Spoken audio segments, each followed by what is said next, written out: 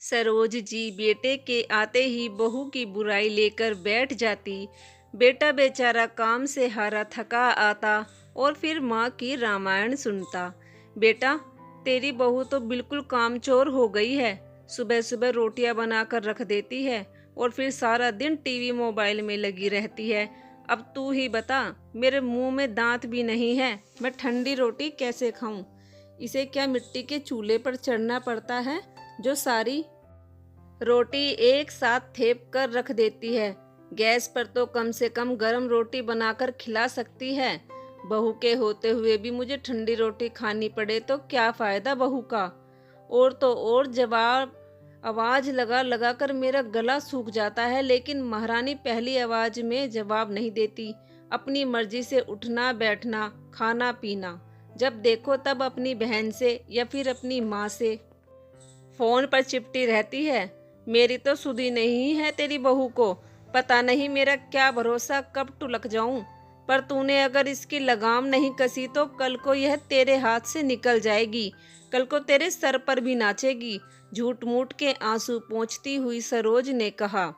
मनोज ने अपनी माँ को दिलासा देते हुए कहा, माँ तुम चिंता मत करो, मैं नेहा से खुद बात करूँगा। बेटे की बात सुन सरोज जी अंदर ही अंदर खुश हो रही थी। अब आएगा मजा, अब पिटवाऊंगी अपने बेटे से। अब देखती हूँ बहू अपने रंग कैसे दिखाती है मुझे। मनोज के जाने के बाद सरोज जी अपनी सहेलियों के साथ सैर सपाटे पर निकल गई। मनोज अपने कमरे में पहुंच अपनी पत्नी नेहा से बात करनी शुरू ही की थी कि बस जब देखो अपनी माँ की हिमायत में चले आते हो। आपको तो बस अपनी माँ की बात सही लगती है, सारा काम मैं करती हूँ। मम्मी जी तो टस से मस नहीं होती। या तो सारा दिन टीवी देखेंगी या अड़ोस पड़ोस में जाकर हम उम्र की औरतों के साथ मिलकर बहू की चुगली करती रहती हैं। जब देखो तब किसी ना किसी रिश्तेदार का फोन आता रहता है। मजाल है जो मम्मी जी कभी मेरी झूठी बड़ाई भी कर दे।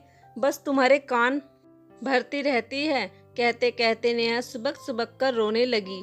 बेचारा मनोज परेशान। अब कहूँ तो कहूँ किसकी, किसको गलत कहूँ, किसका साथ दूँ, किसका साथ ना दूँ। अगर पत्नी का साथ दो तो माँ कह देती, मैंने तुझे पाल पोस कर बड़ा किया और तू इस 2 दिन की आई हुई का साथ दे रहा है। पत्नी को कुछ कहूँ तो वह कह उठती, आपके लिए पीछे सब कुछ छोड़ कर आई। आप ही मेरा विश्वास नहीं करोगे तो कौन करेगा। मनोज परेशान होकर घर से निकल गया। अब सास बहू दोनों परेशान। सरोज एकदम से नेहा पर भड़की, जीना हराम कर रखा था मेरे बेटे का तूने। जब से इस घर में आई है घर का कलेश ही नहीं मिटता। मेरा बच्चा शादी से पहले कभी ऐसे घर छोड़कर नहीं गया। नेहा भी कौन सा कम थी, उसने भी पलटकर जवाब दिया, मम्मी जी आपकी वजह से वह घर छोड़कर गए हैं। जब देखो शाम को आकर बैठते नहीं थे कि तुम मेरे खिलाफ उनके कान भरना शुरू कर देती थी। जब मेरी कोई गलती नहीं तो मैं क्यों आपके झूठे इल्जामों को बर्दाश्त करूं? उनकी बहस खत्म होने के बाद दोनों सास बहू मनोज को ढूंढने निकल पड़ी। कुछ देर बाद देखा तो मनोज घर से कुछ ही दूरी पर एक दुकान पर बैठा हुआ था। तब तो दोनों सास बहू मनोज को मना कर घर ले आई और कहा, अब हम तुमसे कुछ नहीं कहेंगे। लेकिन एक सप्ताह तो सब कुछ सही चलता रहा, मगर उसके बाद फिर से वही ड्रामा शुरू हो गया। अब जो भी कुछ घर में चल रहा था मनोज के पिताजी सब देख रहे थे, लेकिन वह घर के मामलों में दखलंदाजी नहीं करते थे, क्योंकि सरोज जी शुरू से ही जिद्दी थी। वह अपनी ही चलाती थी। अपने बेटे को ज़्यादा परेशान देख रविशंकर जी मनोज से बोले, बरखुदार, सास बहू का मसला तो सदियों से चला आ रहा है, जो कि कभी ख़त्म नहीं होगा। अगर सास बहू के बीच में आओगे तो सारी ज़िंदगी पिस कर रह जाओगे। उनकी लड़ाई उन पर छोड़ दो जब तक कोई सीरियस बात ना हो। लेकिन हाँ, जो गलत है उसे गलत बताओ और जो सही है उसका साथ दो। माँ नाराज हो जाए तो मना लेना और बीवी रूठ जाए तो फुसला लेना। बेटा मैं भी इस दौर से गुजर चुका हूँ।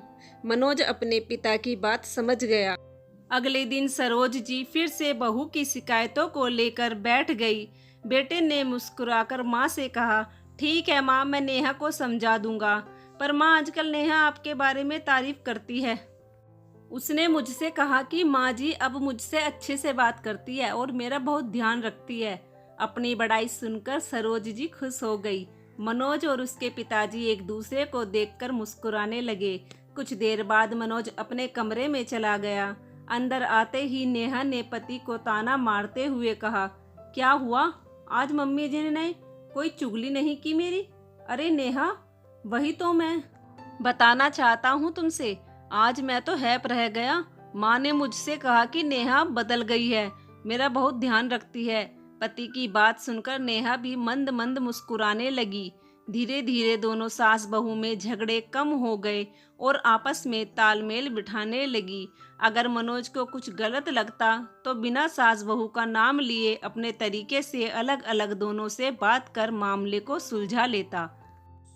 दोस्तों, अगर थोड़ा सा झूठ बोलने से घर का कलेश और रिश्ते टूटने से बच जाते हैं तो वह झूठ झूठ नहीं होता। ऐसा ही मनोज ने किया था। उसने अपनी माँ और पत्नी के झगड़े को सुलझा दिया था। बेटे की चली गई चाल कामयाब हो गई और उसकी परेशानी का भी हल हो गया। अगर दोस्तों आपको यह कहानी अच्छी लगी हो तो प्लीज़ हमारे चैनल को सब्सक्राइब कीजिए। धन्यवाद।